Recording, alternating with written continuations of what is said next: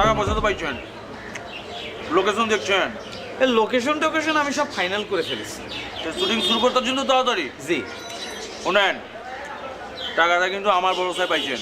জি আমার একটা মান সম্মান আছে, এটা যেন থাকে।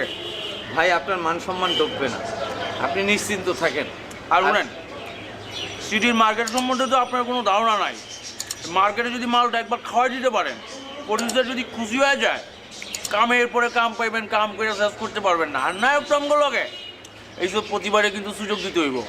ভাই অবশ্যই, এটা আমার অস্তিত্বের একটা প্রশ্ন, বুঝেছেন? এটা আমি করবই করব, আপনি নিশ্চিন্ত থাকেন। ঠিক আছে, তাহলে সামনে রোববার দেওয়া হয়ে গেছে, ঠিকঠাক মতো সব রেডি করে ফেলার। কি নায়ক, খুশি তো? খুশি ভাই। ঠিক আছে, যাবো আমি। আসসালামু আলাইকুম ভাই। শোনো লেখু, আমি কিন্তু আমার কথা রাখিছি। আমি তোমারে বলেছিলাম আমি সুযোগ পালেই তোমারে একটা সুযোগ করে দেব। কিন্তু বাঙালির স্বভাব কি জানো? তারা যার মাধ্যমে সুযোগ পায়, যেই ওস্তাদের মাধ্যমে সুযোগ পায়, তার সাথে কিন্তু বেইমানি করে, মুনাফিকি করে, লাথি মেরে চলে যায়। কথাটা অবশ্য আমি তোমারে উদ্দেশ্য করে বলছি না।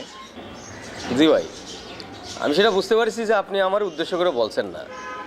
কিন্তু ভাই, এই কথা বলার পর আসলে আমার আর কাজ করার কোনো দরকার নেই। আমি এক কাজ করি, আমি নড়াইল ফিরে যাই। আমার আসলে বেমানও হতে পারবো না, মুনাফাকে হতে পারবো না। তার চেয়ে ভালো না যে আমি নড়াইল ফিরে গেলাম। তাহলে আমি যাই ভাই। হ্যাঁ আচ্ছা, আমি কি একটু মন খুলে আমার দুঃখ আর কষ্টের কথা তোমারে করতে পারবো না? আমি তো সেটা বলছি না ভাই, অবশ্যই বলতে পারবেন, কিন্তু কিন্তু এটা ভাই লাগে, বুঝছেন? আরে লাগালাগি বাদ দাও তো।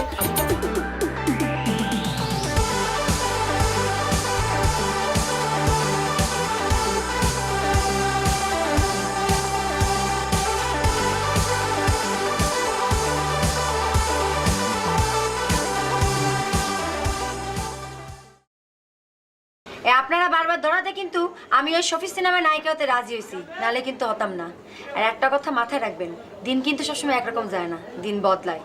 একদিন নড়াইলে আপনার কাছে আমি বারে বারে গেছি, আর আপনি আমারে ফিরাই দিছেন। আজকে সেই আপনি আমারে অনুরোধ করতেছেন।